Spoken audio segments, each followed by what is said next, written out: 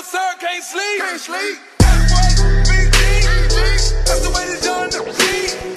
Hanging on, sir, can't sleep. Hanging on, sir, can't sleep. Yo tout le monde, j'espère que vous pétez la forme. Aujourd'hui on se retrouve pour une toute nouvelle vidéo sur One Piece. Et dans cette vidéo on va parler des mystères qui entourent le monde de One Piece.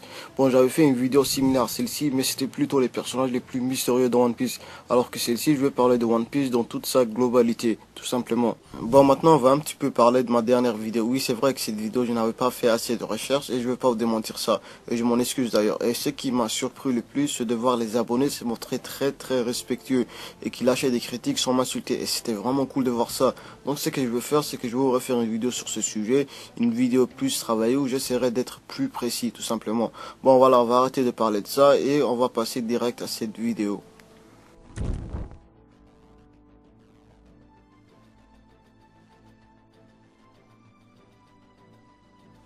Le premier mystère que je vais vous en parler, c'est l'ancien commandant de l'équipage de Barbe Blanche. Je ne vous parle pas de Ace, mais du capitaine qui était à ce poste bien avant Ace. Alors c'est vraiment très mystérieux de ne pas savoir l'identité d'un ancien commandant plutôt, qui faisait partie de l'équipage du pirate le plus fort de tous les temps, Barbe Blanche. Est-ce que c'est un pirate connu dans One Piece? Ça je ne pense pas, parce que si c'était le cas, il y a longtemps qu'on aurait parlé de lui. Mais moi je pense que ça sera un nouveau personnage qu'on nous présentera. Un personnage sûrement badass, et j'ai cette impression que ce personnage inconnu est avec Marco. Après voilà, ça reste une impression bien sûr. Et le deuxième mystère, c'est l'origine de Aquila qui nous a été présenté récemment, même si Oda avait fait un foreshadowing dès le premier arc avec Shanks. Alors le problème que j'ai avec le Haki, on ne sait pas son origine, c'est pour moi un mystère aussi grand que le One Piece lui-même. Parce que depuis le Nouveau Monde, dans tous les combats qu'entreprend les Migora ou bien les autres pirates, ils utilisent tout le temps l'Haki. Alors c'est vraiment bizarre de ne pas savoir l'origine du Haki. Voilà, c'est un petit peu mystérieux. C'est comme si on ne savait pas d'où provient le Super Saiyan. Voilà, ça serait un petit peu bizarre.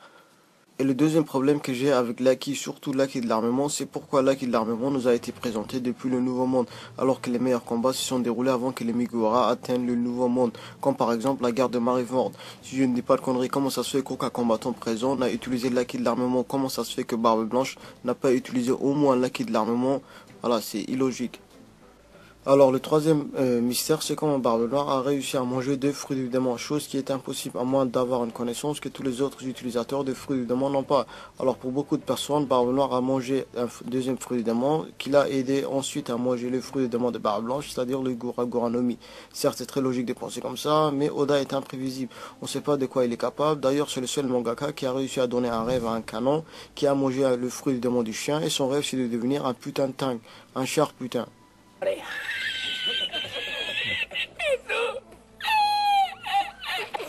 Le quatrième mystère, c'est l'origine du fruit du démon. Là, on est tous d'accord que c'est une chose qu'on s'est tous posé au moins une seule fois dans notre vie, d'où proviennent les fruits du démon. Alors déjà, le truc que je me demande le plus, c'est pourquoi Oda a privé le fait de nager si un utilisateur consomme un fruit du démon. C'est quand même la base des bases de la piraterie, le fait de nager. Après, oui, il a dit dans un SBS, si je ne dis pas connerie, qu'il n'aimait pas les clichés que les gens ont sur les pirates, comme par exemple les bandeaux et tout ça. Bref, voilà, les fruits du démon, c'est un mystère aussi, mais bon, on va attendre Oda pour nous donner une réponse. Le cinquième mystère, c'est les fugitifs du 6e niveau d'Impel Down. Bon, on ne sait pas vraiment qui ils sont, ou bien où ils sont actuellement, ou bien de quoi ils sont vraiment capables. Est-ce qu'ils sont au même niveau que les Supernova, ou bien un petit peu plus faibles que eux? Ça, on ne sait pas, mais on va attendre Oda pour qu'il nous donne plus d'informations sur eux. À la 7e place, c'est Kaido et Shanks. Je parle bien sûr de leur soi-disant combat qu'il y a eu entre eux. Comment Shanks a réussi à stopper Kaido? Bien sûr, je ne pense pas qu'il a réussi à le battre aussi rapidement, vu qu'il était déçu de revenir à Marineford pour stopper la guerre. Et je pense que s'il s'était battu avec lui, ben le combat allait durer des semaines et des semaines, comme entre Akainu et Aokiji, vu que ces deux personnages aussi ont une force à peu près égale. Donc le mystère, c'est comment Shanks a persuadé ce psychopathe de ne pas venir saboter le plan de Barbe Blanche. À la 8e place, c'est les larmes de Bonnet. Bon, c'est tous aussi demandé cette question. Pourquoi Bonnet a pleuré pour Barbe Blanche? Je ne pense pas qu'elle soit en relation avec lui. Déjà, physiquement, elle ne se ressemble pas du tout. Alors, pourquoi elle a pleuré pour lui? Est-ce que c'est parce qu'elle a connu Barbe Blanche avant? Voilà, ce qui pourrait expliquer ses larmes. Mais c'est à Oda de nous éclaircir ça. Et est-ce qu'elle est partie voir Barbe Noire pour se venger, vu que c'est lui qui a délivré Bonnet à la marine et qu'ensuite, voilà, Akainu l'a relâché pour je ne sais quelle raison?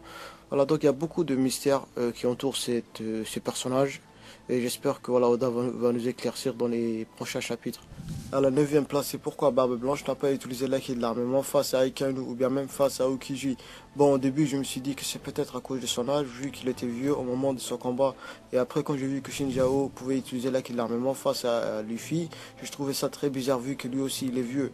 Bon, après, oui, Barbe Blanche était quelqu'un de très très malade, donc peut-être c'est à cause de ça, ou bien même tout simplement que Oda n'avait pas prévu l'acquis de l'armement à cette époque. À la 10e place, c'est tout simplement le One Piece. Après plus de 800 chapitres, on sait même pas ce qui se cache derrière le One Piece.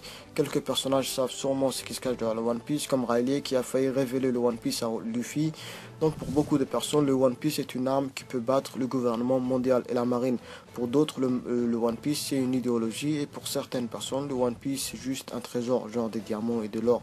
Voilà, ça m'étonnerait vraiment beaucoup. Vous croyez sincèrement que le One Piece va être un truc aussi simpliste que ça? Non, voilà, c'est un truc beaucoup plus grand que ça. Bon, c'est la fin de cette vidéo. Si ma vidéo vous a plu, n'oubliez pas de lâcher un petit pouce bleu, de venir me follow sur Twitter et de vous abonner à ma chaîne si mon travail vous plaît. Sur ce, le Nakama, ciao.